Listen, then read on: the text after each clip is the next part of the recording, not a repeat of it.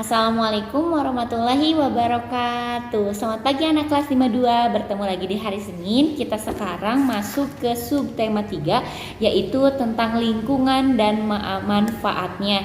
Di subtema 2 kita sudah belajar tentang manusia dan lingkungan. Yang kita pelajari itu tentang manusianya juga tentang lingkungannya. Contohnya kayak lingkungan kita belajar tentang kenampakan alam dan lain sebagainya. Manusianya kita belajar tentang alat geraknya, ada otot, fungsi otot, jenis otot, apa itu manfaat dan segala hal tentang otot. Nah, sekarang di subtema 3 itu kita akan belajar tentang lingkungan dan manfaatnya. Yang punya LKS, kalian bisa buka LKS-nya di halaman 70. Di sana ada sebuah bacaan yang judulnya Sangiran. Kalau kalian belum menemukan teksnya, kalian bisa stop dulu videonya terlebih dahulu. Nah, kalau sudah, kalian buka LKS-nya halaman 70. Nah, sebelumnya nih, Ibu akan beri 3 bintang untuk yang komen pertama. Untuk yang komen pertama, kalau dia yang komen pertama, artinya dia menonton videonya pertama kali ya. Untuk yang komen pertama ini, kalian harus jawab pertanyaan Ibu. Ada berapa paragraf pada teks Sangiran ini? Ada berapa paragraf pada teks Sangiran ini? Kalau yang tahu jawabannya boleh langsung komen. Yang komen pertama itu yang dapat 3 bintang. Oke? Nah, berikutnya kita baca bersama-sama. Ibu baca, kalian juga membaca.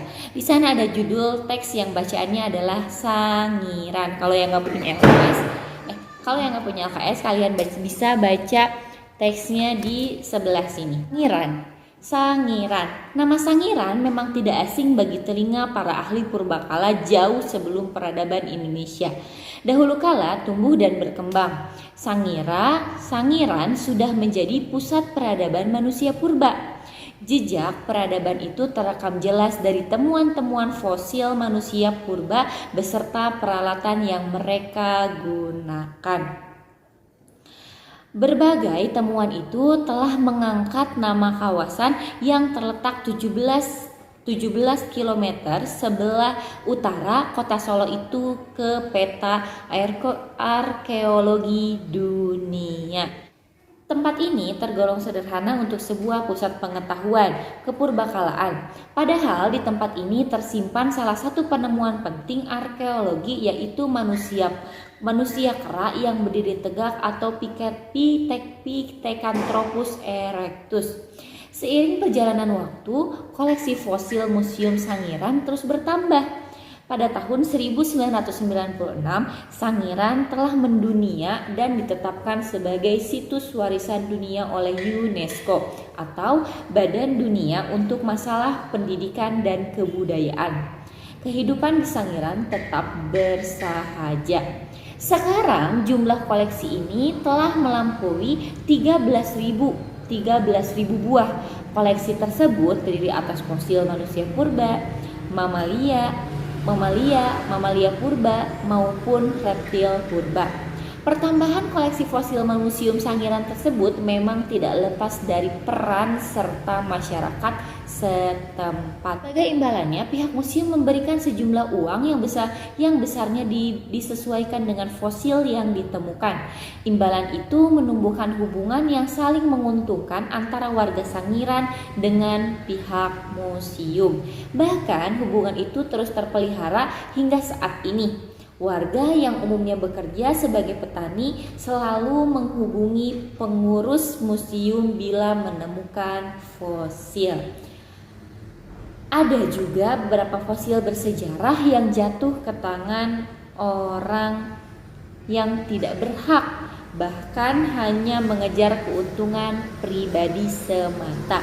Padahal menjual dan menyerahkan fosil kepada pedagang fosil merupakan perbuatan yang ilegal atau dilarang. Sangiran adalah museum purbakala. Kenapa? Karena di museum ini terdapat barang-barang fosil, terutama dia punya penemuan arkeologi. Salah satunya itu adalah manusia kera yang dapat berdiri tegak yang dikenal dengan Pithecanthropus erectus. Tempatnya Sangiran ini 17 km sebelah utara kota Solo.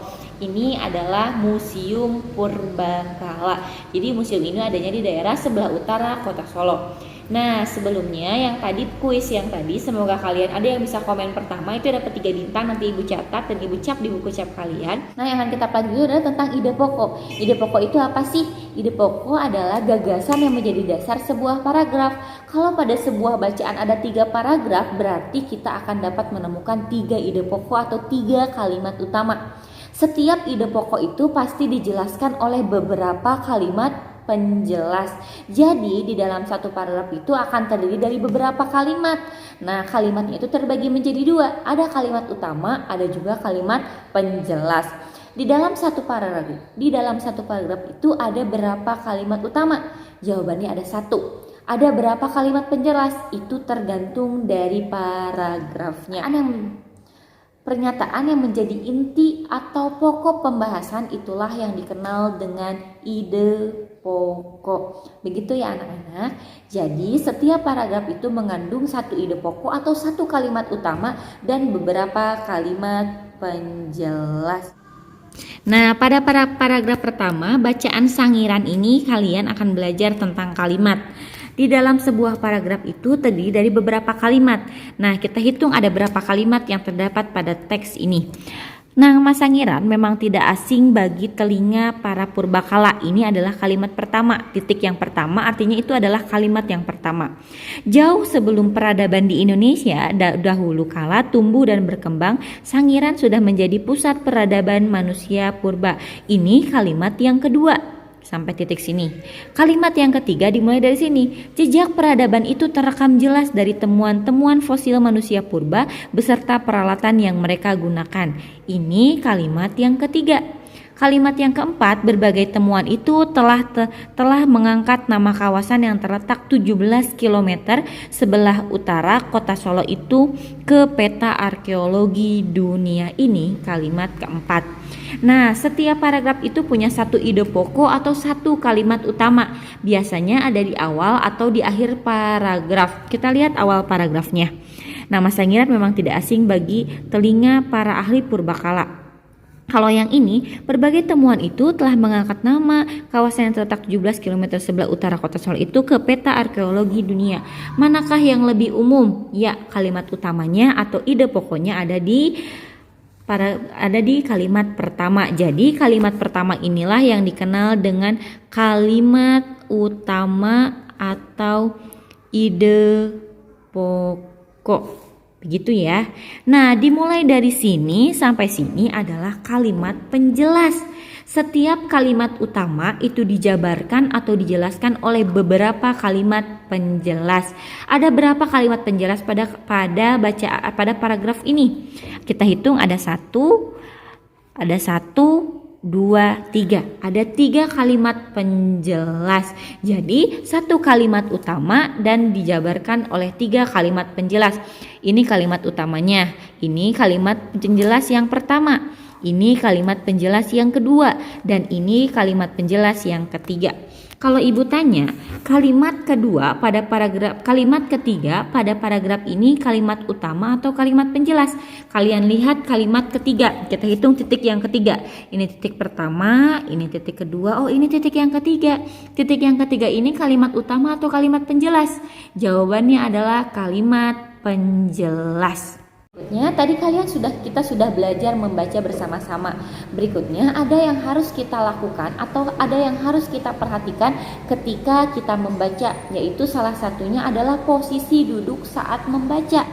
Nah, anak-anak kelas 5-2, posisi duduk yang baik ketika kita membaca itu adalah posisi duduk yang bentuknya 90 derajat atau posisi duduknya membentuk sudut siku-siku, di mana kepala kita harus sejajar. Di mana sikap tubuh yang baik itu saat membaca itu adalah usahakan kepala kita itu segaris dengan tubuh kita. Jadi kepala kita segaris dengan tubuh kita dan menghadapnya itu ke depan. Jadi kepala itu segaris dengan tubuh kita dan menghadapnya ke depan. Dan yang harus diperhatikan ketika kita membaca, selain kepala kita segaris dengan tubuh kita dan membentuk sudut siku-siku, bahu kitanya juga harus rileks. Selain kepala kita segaris dengan tubuh kita yang membentuk sudut siku-siku, bahu kita juga harus rileks.